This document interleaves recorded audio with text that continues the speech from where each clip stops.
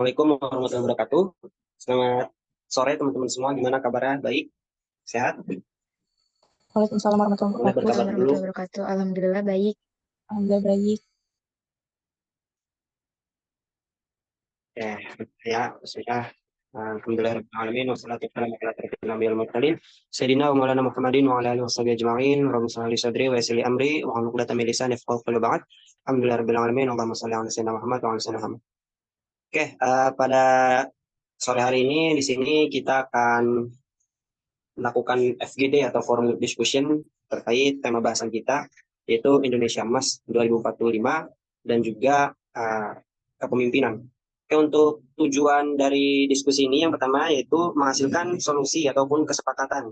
Kemudian yang kedua adalah sebagai pertukaran informasi. Jadi di sini kita berbagi pengetahuan dan informasi yang relevan dengan topik yang akan kita bahas.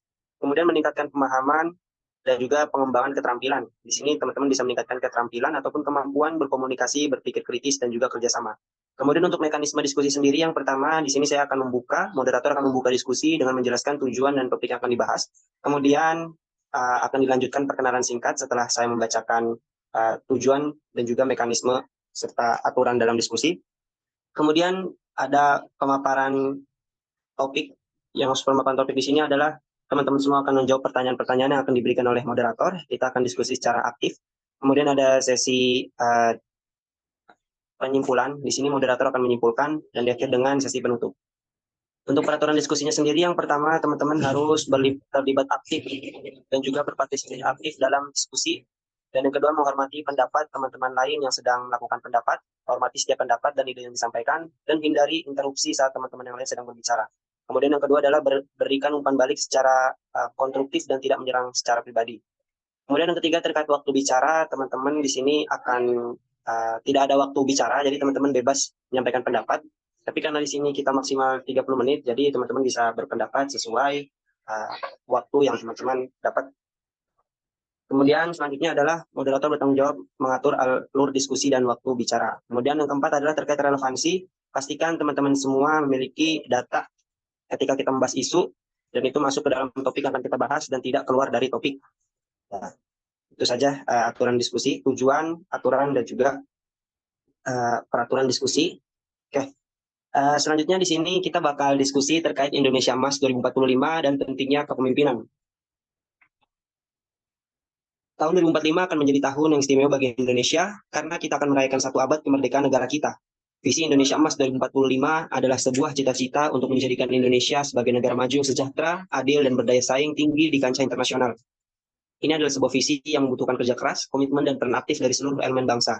Dan dalam mencapai visi besar ini, kepemimpinan memainkan peran. Kepemimpinan yang visioner, inklusif, dan berintegritas adalah kunci untuk menghadapi berbagai tantangan yang akan datang dan memanfaatkan peluang yang ada. Oleh karena itu, diskusi kita pada hari ini akan berfokus pada pertanyaan-pertanyaan yang akan saya sampaikan kepada teman-teman semua, dan teman-teman semua akan menjawab pertanyaan-pertanyaan tersebut. Di sini saya ingin melihat pendapat teman-teman semua. Oke.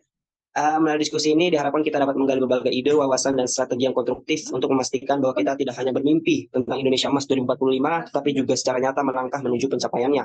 Saya mengajak teman-teman semua untuk berpartisipasi aktif, berbagai pandangan, dan berdialog secara terbuka. Dan ingatlah bahwa setiap suara dan ide sangat berharga dalam upaya bersama kita untuk membangun Indonesia yang lebih baik. Oke, tanpa panjang lebar, kita langsung saja masuk dan mulai diskusi kita dengan penuh semangat dan penuh optimisme.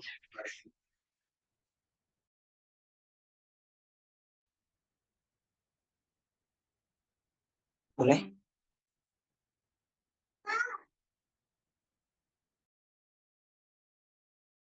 Ya, untuk kelompok kami, perkenalkan kami dari kelompok 3 yang bernama Dr. Ki Haji Itham Khalid dengan Fasil Kak Guntur Wahyudi. Di sini kami beranggotakan 14 orang dan nama-namanya sudah tertera di layar. Berikut dengan program studinya. Boleh dilanjut?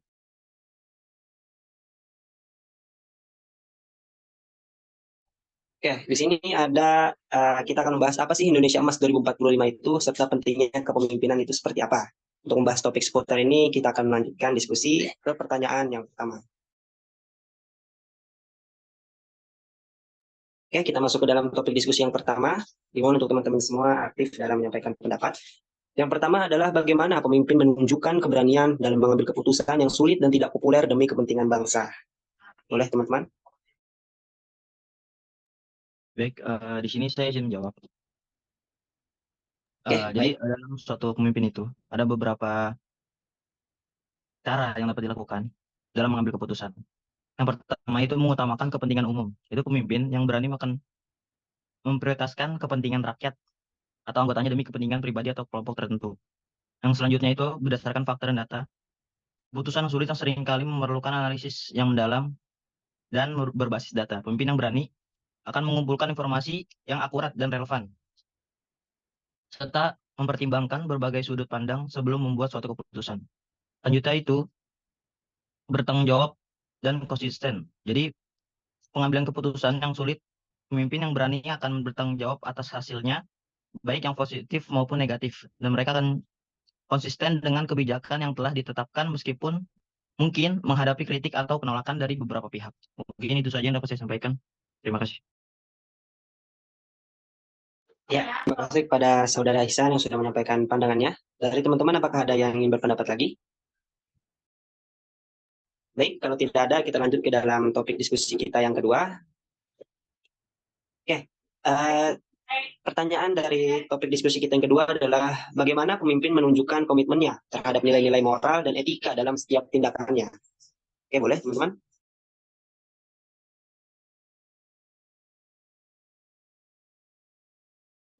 Oke, jadi komitmen terhadap nilai-nilai moral dan juga etika melalui itu dapat diimplementasikan dengan beberapa tindakan konkret. Yang pertama adalah dalam konsistensi dalam menentukan keputusan. Jadi pemimpin itu harus bisa membuat keputusan yang konsisten dengan nilai-nilai moral dan juga etika yang kita anut. Nah, jadi tanpa ada pengecualian yang tidak adil ataupun tidak beralasan. Lalu yang kedua adalah dengan transparansi dan juga keterbukaan. Jadi itu tuh dikomunikasikan secara jelas kepada anggota-anggota yang lain mengenai alasan dibalik keputusan yang diputuskan, sehingga nilai-nilai moral yang mendasari itu dapat terlihat dan juga dipahami. Lalu ada keadilan dan juga kesetaraan. Jadi kita tuh harus memastikan bahwa keputusan yang kita putuskan itu diberikan kepada semua pihak itu secara adil. Jadi tanpa ada memihak ataupun mendiskriminasi. Lalu dengan integritas dan juga kepatuhan. Jadi kita tuh harus menunjukkan integritas dengan mengikuti nilai-nilai moral dan etika dalam segala situasi. Bahkan jika kita menghadapi tekanan ataupun cobaan yang begitu kuat, lalu bisa dengan mendengarkan dan juga responsif. Jadi kita tuh harus bisa menerima umpan balik dari anggota-anggota lain mengenai permasalahan moral ataupun etika, dan juga kita harus bertindak responsif untuk memperbaiki atau memperkuat komitmen. Lalu yang terakhir adalah bertanggung jawab. Jadi kita tuh harus dapat mengakui kesalahan dan juga mengambil tanggung jawab penuh jika terjadi pelanggaran terhadap nilai-nilai moral atau etika yang terjadi. Mungkin dari saya cukup gitu. Jika ada yang ingin menambahkan, silakan. Ya, terima kasih Mang Ihsan atas pandangannya. Boleh dari teman-teman yang lain? Ya, di sini ada Rian Hasanaulia. Boleh, dipersilakan. Ya, baik. Terima kasih atas kesempatannya. Saya izin menambahkan. Tadi betul sekali tanggapan dari Ihsan bahwa pemimpin harus menunjukkan komitmen terhadap nilai-nilai moral dan etika dengan bertindak jujur, adil, dan transparan. Tapi selain itu, mereka juga harus mematuhi hukum dan peraturan, menolak korupsi, dan memberikan contoh teladan terhadap perilaku sehari-hari. Mereka juga harus mempertimbangkan dampak etis dari setiap keputusan dan berusaha untuk mempromosikan keadilan dan kesejahteraan bagi semua pihak. Mungkin itu saja dari saya. Terima kasih. Ya, terima kasih kembali pada Saudara Rian. Oke, gimana teman-teman? Apakah ada yang punya pandangan lain? Jika tidak, kita lanjut ke dalam topik bahasan kita selanjutnya. Oke, boleh dilanjut? Oke, untuk pertanyaan ketiga dalam diskusi kita, yaitu mana pemimpin menunjukkan kegigihannya dan bintang. Ya, boleh dari teman-teman. Ya, ada Saudari Zakiyah Amanah Widiani, boleh sampaikan pendapatnya. Baik, jadi menurut saya cara pemimpin menunjukkan kegigihannya dalam menghadapi tantangan dan rintangan dalam mencapai tujuan, yaitu ada beberapa cara. Yang pertama yaitu kecerdasan emosional. Pada saat sedang menghadapi tantangan dan rintangan dalam mencapai tujuan, tentunya pemimpin harus memiliki kemampuan kecerdasan emosional, yaitu dapat mengontrol dirinya sendiri agar tetap tenang dalam menghadapi situasi tersebut. Seorang pemimpin harus bisa berpikir jernih untuk menemukan solusi yang tepat. Yang kedua itu tetap optimis. Selanjutnya pemimpin harus tetap optimis untuk meyakinkan dirinya sendiri dan anggotanya pada saat menghadapi tantangan. Hal ini tentunya wajib agar anggotanya juga tetap optimis dalam menghadapi tantangan dan rintangan yang ada. Yang selanjutnya yaitu berani mengambil keputusan. Pada saat sedang menghadapi tantangan dan rintangan, maka seorang pemimpin harus berani untuk mengambil keputusan untuk menyelesaikan dan menemukan solusi yang tepat. Tetapi seorang pemimpin juga harus siap menerima risiko dari keputusannya tersebut. Dan yang terakhir yaitu bekerja sama dengan anggota timnya. Selanjutnya yaitu bekerja sama dengan anggota timnya. Seorang pemimpin tidak mungkin menghadapi tantangan dan rintangannya sendiri. Ia juga perlu berkoordinasi dengan anggota timnya untuk memikirkan bagaimana solusi yang tepat untuk menyelesaikan tantangan dan rintangan yang ada. Sekian dari saya, terima kasih. Ya, terima kasih kembali Saudari Zakia. Boleh selanjutnya dari teman-teman yang punya pendapat lain? Ya, di sini ada Huriatus Syifa, boleh disampaikan pendapatnya. Baik, terima kasih atas kesempatannya. Jadi gimana sih pemimpin itu menunjukkan kegigihan mereka dalam menghadapi tantangan itu? Menurut saya itu yang pertama mereka tuh harus berkomitmen terhadap tujuan mereka. Jadi selain itu juga harus fleksibel terhadap berbagai cara. Misalkan plan A ini kurang efektif, jadi bisa dialihkan pada opsi plan B gitu. Jadi dapat menyesuaikan strategi mereka sesuai dengan perubahan situasi dan mempertimbangkan opsi alternatif jika rencana awal itu tidak berhasil. Lalu selain itu juga pemimpin itu harus terus untuk memastikan bahwa anggota-anggotanya itu memiliki semangat yang cukup ataupun sumber daya yang cukup dalam menghadapi tantangan. Jadi harus mengkondisikan anggota mereka juga. Jadi kayak pemimpin itu bukan hanya memikirkan gimana sih cara tujuan mereka terpenuhi, tapi juga harus memikirkan bagaimana anggotanya ini apakah memiliki dukungan dan sumber daya yang cukup atau tidak. Sekian dari saya, terima kasih. Ya, terima kasih kembali kepada Saudari Huriatus Syifa atas pendapatnya. Dari teman-teman lain, apakah ada pandangan yang lain? Baik, kalau tidak ada, kita lanjut ke pertanyaan berikutnya. Ya, pertanyaan yang keempat adalah bagaimana pemimpin menunjukkan kesetiaannya kepada bangsa, negara, dan rakyat Indonesia? Boleh? Teman-teman punya... Oke, di sini ada Fathia Hidayati. Boleh Saudari Fathia disampaikan pendapatnya? Baik, terima kasih atas kesempatannya. Di sini saya izin menjawab mengenai pertanyaan yang keempat ini. Kesetiaan pemimpin kepada bangsa dan negara itu menunjukkan cintanya kepada tanah air melalui tindakan nyata yang mendukung pembangunan dan kesejahteraan negara. Kemudian pemimpin yang setia berkomitmen untuk mengambil keputusan dan tindakan yang memajukan bangsa seperti pembangunan infrastruktur, pendidikan, dan kesehatan. Kemudian ada pemimpin yang setia bersedia mengorbankan kepentingan pribadi demi kepentingan nasional, menunjukkan dedikasi dan komitmen mereka terhadap negara. Sekian dari pendapat dari saya, terima kasih. Baik, terima kasih pada Saudari Fathia. Dari teman-teman yang lain, apakah ada pendapat? Oke, kalau tidak ada, kita lanjut ke pertanyaan diskusi yang berikutnya. Oke, masuk ke pertanyaan yang kelima. Bagaimana pemimpin menunjukkan kepeduliannya terhadap kebutuhan dan aspirasi rakyat? Boleh dari teman-teman? Oke, untuk Saudara Muhammad Rizky Aditya, dipersilakan menyampaikan pendapatnya. Baik, apakah sebelumnya suara saya terdengar? Ya, terdengar. Oke, baik. Untuk pertanyaan yang kelima, bagaimana pemimpin menunjukkan kepeduliannya terhadap kebutuhan dan aspirasi rakyat? Menurut saya yang pertama itu dengan kemampuan bersosialisasi. Jadi pemimpin yang menunjukkan kemampuan bersosialisasi bersifat ramah, terbuka, sopan, peka, dan diplomatis. Mereka peka terhadap kebutuhan orang dan mempengaruhi dan memotivasi pengikut melalui kemampuan karismatik atau daya tarik yang dimilikinya. Untuk selanjutnya itu meningkatkan kesejahteraan masyarakat. Jadi pembangunan memiliki peran penting dalam meningkatkan kesejahteraan masyarakat. Sehingga pemimpin harus berfokus pada meningkatkan kesejahteraan melalui infrastruktur, kesehatan, pendidikan, perekonomian, maupun pertanian.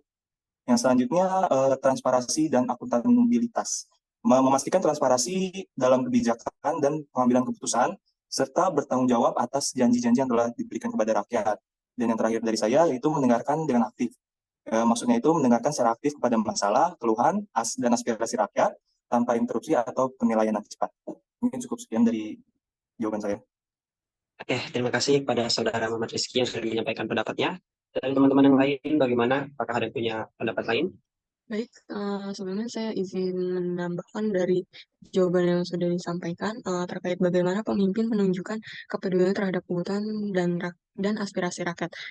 Jadi seorang pemimpin ini harus dapat menunjukkan kepeduliannya terhadap kebutuhan dan juga aspirasi rakyat dengan mengimplementasikan kebijakan yang berfokus pada kesejahteraan masyarakat dan pembangunan berkelanjutan. Nah, seorang pemimpin juga harus mendengarkan dan juga merespon aspirasi rakyat melalui dialog terbuka dan juga partisipasi aktif dalam proses pengambilan sebuah keputusan. Nah, selain itu juga seorang pemimpin ini harus berusaha memastikan akses yang adil terhadap bidang pendidikan, kesehatan maupun layanan publik lainnya, serta menciptakan peluang ekonomi yang inklusif bagi semua masyarakat. Nah, dengan keberlanjutan yang mengenai lingkungan juga menjadi suatu prioritas bagi seorang pemimpin dan juga pemimpin juga harus bisa memperkuat hukum dan juga memberantas korupsi serta menjaga keamanan dengan penegakan hukum yang adil dan juga setara.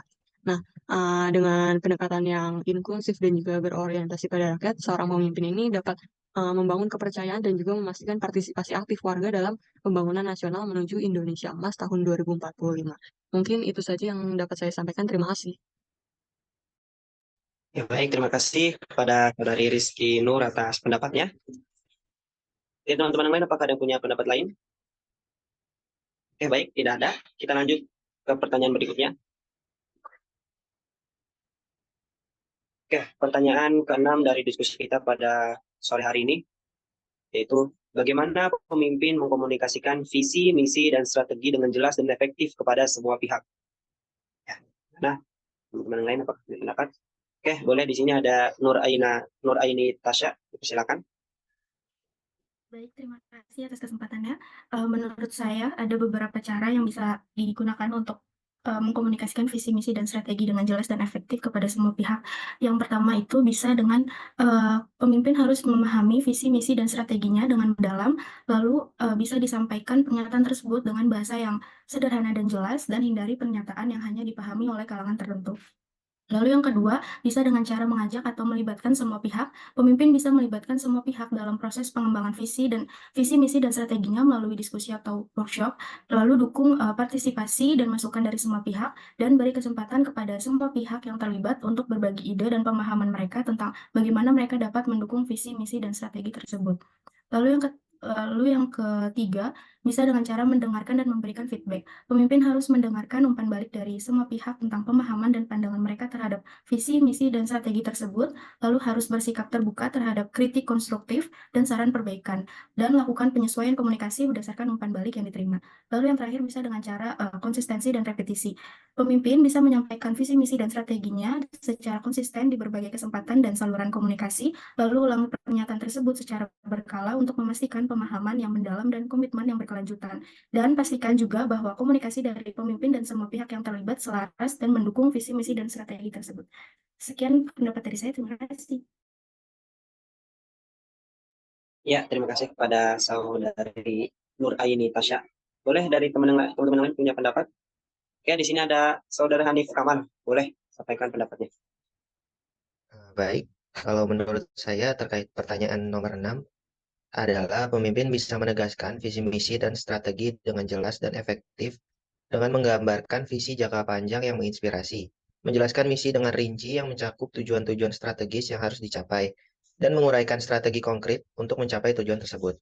Pemimpin harus melibatkan semua pihak dengan mengadakan dialog terbuka untuk memastikan pemahaman dan keterlibatan yang kuat, serta menyediakan komunikasi transparan mengenai progres dan penyesuaian strategi yang diperlukan.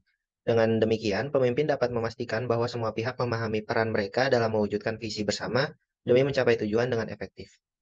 Sekian pendapat dari saya, terima kasih. Oke, boleh. Baik, terima kasih kepada Saudara Hanif. Oke, ada teman-teman yang lain? Baik, kalau tidak ada pendapat yang lain, boleh dilanjut ke pertanyaan berikutnya. Oke, pertanyaan yang ketujuh dari diskusi kita pada sore hari ini adalah bagaimana pemimpin terus belajar dan mengembangkan diri untuk mengikuti perkembangan zaman. Oke, boleh dari teman-teman yang lain? Ya, ada Saudari Gina, silakan. Baik, terima kasih atas kesempatannya. Untuk pertanyaan bagaimana pemimpin terus belajar dan mengembangkan diri untuk mengikuti perkembangan zaman, menurut saya ada beberapa poin yang bisa diambil. Poin pertama yaitu pemimpin harus memiliki motivasi untuk berkembang. Jadi jika seseorang pemimpin itu ingin mengembangkan jiwa kepemimpinan dalam diri, maka pertama-tama perlu memiliki motivasi dan dorongan untuk bisa berkembang. Meyakini diri sendiri sebagai pemimpin bahwa pemimpin itu ya siap untuk bekerja keras mengembangkan kompetensi-kompetensi kepemimpinannya. Dia bisa menerima kritik sebagai sesuatu yang membangun dan bersedia juga mengubah strategi jika dirasa kurang efektif.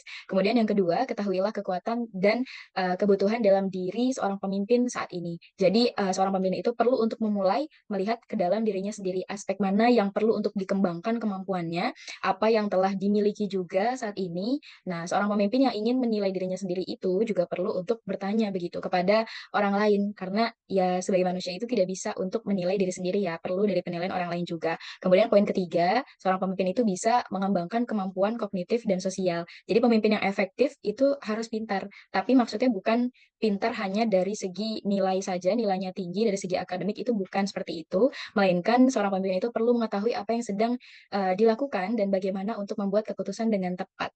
Jadi pemimpin itu perlu untuk belajar, mengumpulkan dan menganalisis data sebelum membuat keputusan. Pemimpin itu juga perlu cerdas secara sosial, yaitu dengan bijaksana dalam perkataan dan mampu melihat sesuatu dari sudut pandang orang lain. Kemudian poin keempat, dengan mengembangkan kemampuan emosional. Jadi sekadar pintar saja memang tidak cukup, seorang pemimpin itu harus menumbuhkan jiwa kepemimpinan dalam diri. Ini memerlukan kecerdasan secara emosional, yaitu kemampuan untuk mengetahui emosi orang lain dan belajar untuk mengontrol pengekspresian emosi diri sendiri. Kemudian yang kelima, pemimpin itu dapat mengembangkan karakter. Karakter yang diperlukan seorang pemimpin yaitu keadilan dalam memperlakukan orang lain, dapat meregulasi emosi dan tujuan, berhati-hati dan bijaksana dalam melihat dari sudut pandang orang lain, serta memiliki keberanian dalam melakukan sesuatu yang benar atau mengambil resiko. Kemudian, agar bisa selalu berkembang mengikuti perkembangan zaman, pemimpin itu harus bisa terus berkomunikasi. Komunikasi bagi pemimpin itu adalah kunci. Terus belajar cara berkomunikasi yang efektif, terutama mengingat perubahan yang terjadi seiring berkembangnya zaman. Mungkin itu saja yang bisa saya berikan sebagai jawaban. Terima kasih atas kesempatannya. Baik, terima kasih Saudari Gina atas pendapatnya. Dan teman-teman yang lain punya pendapat lain? Oke, baik. Ya, ada Saudara Rian Ahsan Aulia, boleh disampaikan pendapatnya. Baik, izin menambahkan sedikit ya. Untuk bagaimana pemimpin terus belajar dan mengembangkan diri untuk mengikuti perkembangan zaman. Untuk kali ini, pemimpin harus menunjukkan sebuah komitmen untuk belajar dan mengembangkan diri dengan terus mencari pengetahuan baru dan mengikuti tren serta perkembangan terkini. Mereka harus mengikuti pelatihan, membaca, berpartisipasi dalam konferensi dan seminar. Pemimpin juga harus terbuka terhadap saran dan kritik serta beradaptasi dengan perubahan teknologi dan dinamika sosial untuk memastikan bahwa mereka tetap relevan dan efektif dalam memimpin. Mungkin itu saja dari saya. Terima kasih. Ya, terima kasih kembali kepada Saudara Rian yang sudah menyampaikan pendapatnya. Oke, dari teman-teman yang lain, gimana? Oke, dirasa cukup. Lanjut ke pertanyaan berikutnya, ke pertanyaan yang ke-8. Bagaimana kepemimpinan seseorang dapat mendorong terwujudnya Indonesia Emas 2045? Ya, di sini ada Saudari Saifira, boleh sampaikan pendapatnya. Baik, terima kasih atas kesempatannya. Menurut saya, karena pemimpin itu bisa membangkitkan semangat dan membuat visi misi untuk rakyat atau pengikutnya, maka dibutuhkan pemimpin yang baik dan cerdas. Nah, definisi cerdas di sini tuh bukan hanya di kepala, tetapi di seluruh badan. Pemimpin itu harus memiliki motivasi, pandai mengendalikan situasi, pandai mengambil keputusan, peka, peduli, adil, bijaksana, cepat tanggap, jujur, bermoral, pandai bersosialisasi, pandai mengatur emosi, mau belajar, terbuka menerima pendapat atau kritik saran, lalu juga harus up to date mengenai perubahan zaman dan menerima perubahan itu sendiri. Karena zaman terus berubah, negara tidak bisa stuck di satu tempat saja. Harus mengikuti perkembangan zaman dengan catatan tanpa meninggalkan identitas bangsanya. Dan yang paling penting adalah tentunya pemimpin itu harus memiliki tujuan, visi misi, dan strategi yang jelas untuk rakyat atau pengikutnya. Pastinya berbeda memiliki pemimpin yang tidak cerdas dan yang cerdas, ataupun pemimpin yang baik dan yang tidak baik. Selama hampir 100 tahun Indonesia merdeka, tepatnya 79 tahun ini Indonesia merdeka, 7 kali mau 8 kali ganti pemimpin, pastinya mengalami kondisi yang berbeda-beda sesuai dengan kepemimpinan mereka. Ada yang fokusnya di pembangunan pendidikan, pembangunan infrastruktur, pembangunan ekonomi, itu berbeda-beda sesuai dengan visi misi, tujuan, dan juga strategi mereka. Oleh karena itu, pemimpin yang baik, cerdas, dan memiliki tujuan sangat berpengaruh terhadap kemajuan suatu bangsa. Itu saja pendapat dari saya. Terima kasih. Ya, terima kasih kepada Saudari Sefira atas pendapatnya. Oke, di sini ada Saudari Diana Lestari, boleh disampaikan pendapatnya. Oke, terima kasih. Izin menambahkan dari Sefira tadi, benar yang dikatakan Sefira, bahwa seorang pemimpin itu harus memiliki visi misi. Nah, kepemimpinan seseorang ini dapat berperan penting dalam mendorong terwujudnya visi Indonesia Emas 2045 dengan beberapa cara, yaitu yang pertama itu ada visi jangka panjang dan strategis. Nah, seorang pemimpin ini dapat mengartikulasikan visi jangka panjang yang sejalan dengan Indonesia Emas 2045. Nah, selanjutnya itu ada inovasi dan teknologi. Dengan memotivasi untuk mengadopsi dan mengembangkan teknologi baru dan inovasi yang dapat meningkatkan daya saing Indonesia di pasar global, pemimpin dapat mendorong investasi dalam riset dan pengembangan serta memfasilitasi kolaborasi antara sektor publik dan swasta. Nah, selanjutnya diplomasi dan hubungan internasional. Menggunakan diplomasi yang cerdas dan membangun hubungan internasional yang kuat dapat memperkuat posisi Indonesia di panggung global.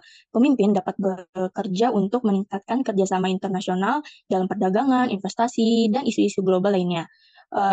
Sebenarnya ada aspek lain yaitu pendidikan dan pengembangan sumber daya manusia, keberlanjutan dan lingkungan, ketahanan ekonomi, serta keadilan sosial dan keberagaman.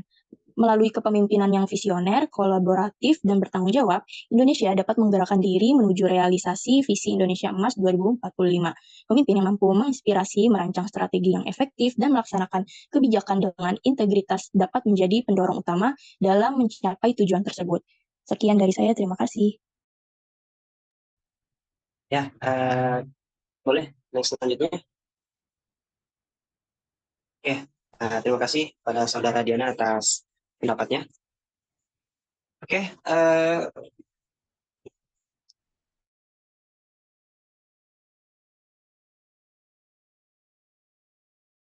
dalam semangat kita telah mengeksplor yang penting dalam mewujudkan visi Indonesia Emas 2045 serta memahami peran vital dari kepemimpinan dalam proses tersebut. Gitu. Kalau begitu, sebagai tahap akhir dari diskusi kita, izinkan saya untuk membacakan kesimpulan terlebih dahulu. Yang pertama terkait strategi pembangunan. Di sini kita semua sepakat bahwa langkah-langkah strategis itu perlu difokuskan pada peningkatan fondasi dasar, seperti kualitas pendidikan, pembangunan infrastruktur, kemudian pengembangan teknologi, penguatan ekonomi, dan lain sebagainya. Karena ini semua adalah fondasi penting yang harus kita bangun secara berkelanjutan. Kemudian yang kedua adalah peran kepemimpinan itu sendiri. Jadi kepemimpinan yang tadi teman-teman sebutkan, seperti apa pemimpin itu, seperti pemimpin harus bertanggung jawab, kemudian pemimpin harus pantang menyerah, optimisme. Gitu. Jadi itu semua peran kepemimpinan ya. Jadi pemimpin masa depan harus mempunyai dan mampu merumuskan visi yang jelas, menginspirasi dan membawa perubahan yang positif. Gitu. Jadi kepemimpinan itu harus bisa melibatkan berbagai elemen masyarakat untuk memastikan pembangunan yang adil merata untuk menuju Indonesia Emas 2045. Kemudian yang terakhir adalah komitmen bersama.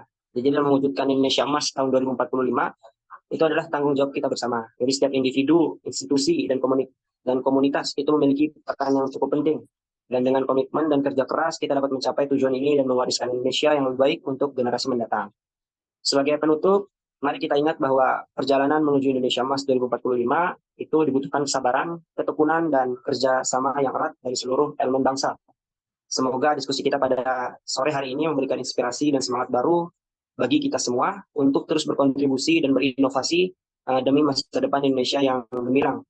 Terima kasih saya ucapkan pada teman-teman semua, rekan-rekan semua yang telah berpartisipasi aktif dalam menyumbangkan pemikiran, ide-ide, dan gagasan pada sore hari ini. Dan semoga kita semua dapat melangkah bersama dalam mewujudkan visi besar ini. Saya kira itu saja. Saya ucapkan terima kasih pada teman-teman semua. Kurang lebihnya mohon maaf. Kita cukupkan dengan lafaz hamdalah. Alhamdulillahirrahmanirrahim. Dan kita tutup dengan salam. Assalamualaikum warahmatullahi wabarakatuh. Waalaikumsalam warahmatullahi wabarakatuh.